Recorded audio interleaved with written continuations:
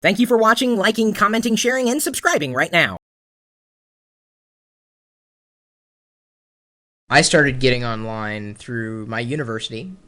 There was computer labs at the University of Northern Iowa, which is where I went. Go Panthers!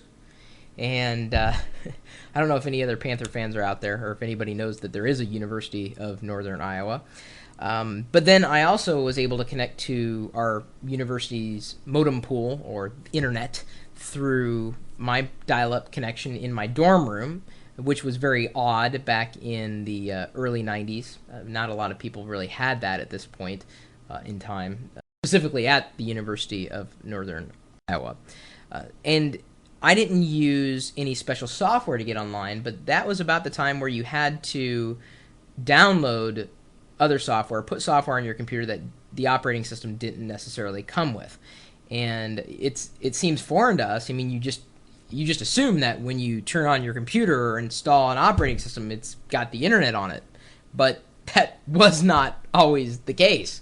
In fact, if you look at, even Windows 95, the first version didn't come with anything that was anywhere near related internet. I mean, there were certain parts of it. I mean, it had the like a WinSock. It had the stack installed or pre-installed, but before then, in Windows 3.1 specifically, you had to download Trumpet WinSock in order to make that connection between your operating system and the software that you downloaded, like Netscape, and then the internet. And it was a bit of a mess.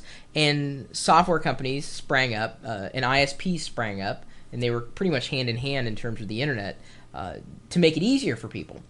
CompuServe was one of them. Delphi was one of them. AOL was one of them.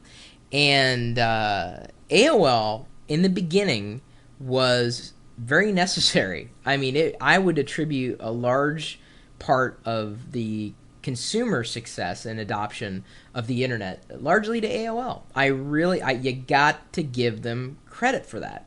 I mean, they threw those discs everywhere. I mean, it was to the point where it was annoying. I haven't seen an AOL disc in years. I don't know if they still produce those CDs, but I remember they'd even produce floppy disks where you'd have the internet on a floppy. And AOL would bundle all this crap together and just make it easy for people to use. And really, that was the beauty of it. And I would definitely recommend years ago. I remember years ago, long before broadband was an option, I would recommend that people use AOL just because the software was all integrated. You didn't have to worry about fiddling with settings or anything. It just worked. Over time, unfortunately, as AOL progressed, the software became less important for people to use. Now, while there were certain private chat rooms and different types of content in the AOL's network that were only accessible through AOL software, pretty soon people started to realize, well, wait a minute, if I get online through my cable connection or DSL, why do I need to use AOL software? I can just use Firefox or Internet Explorer or, well, my other email client. I don't need AOL. And so, yeah, that's kind of how AOL has gone. In the beginning, it was very necessary, but by the end, it's just kind of useless. You can still install AOL software, but pretty much all you're doing is just running advertisements on your desktop. Now you get access to some special content, and some people still like the AOL stuff. Me, not so much. I've never been much of an AOL kind of guy, and someone was asking specifically, the reason why this kind of came up, and I just wanted to give a little historical perspective there and give AOL props for what they did. But someone was asking, why does AOL mess people's computers up? Over time, AOL had a lot more that it was trying to do.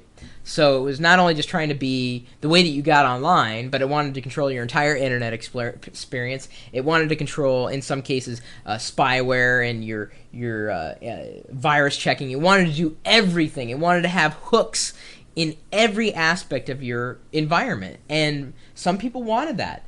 Unfortunately, the nature of software is that you want to try things that are outside of certain constructs. So using Internet Explorer, when you outside of AOL software, Some people didn't quite understand that they could do that, and so AOL had made some system changes that made other software on the system behave differently, because the AOL software was assuming, well, you're not going to install this other software because you're already using AOLs, but unfortunately consumers just don't think that way. They just install software and assume it's going to work.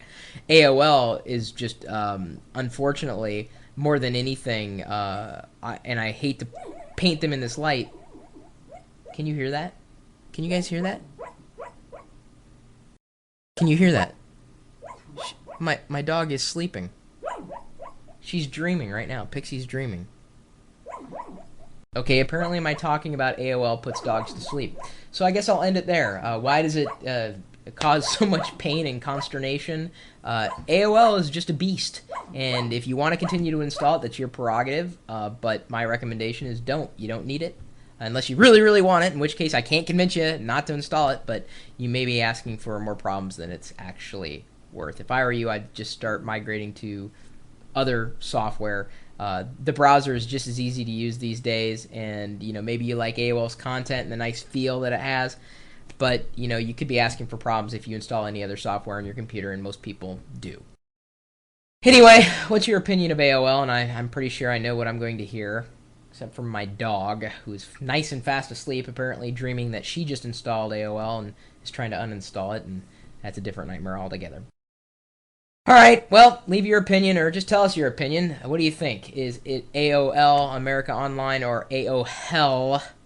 Let us know. Leave a comment, follow, remark, or just swing by the chat room. We're always there talking about random wacky things like dogs dreaming or Netscape. What the hell happened? Live.Pirillo.com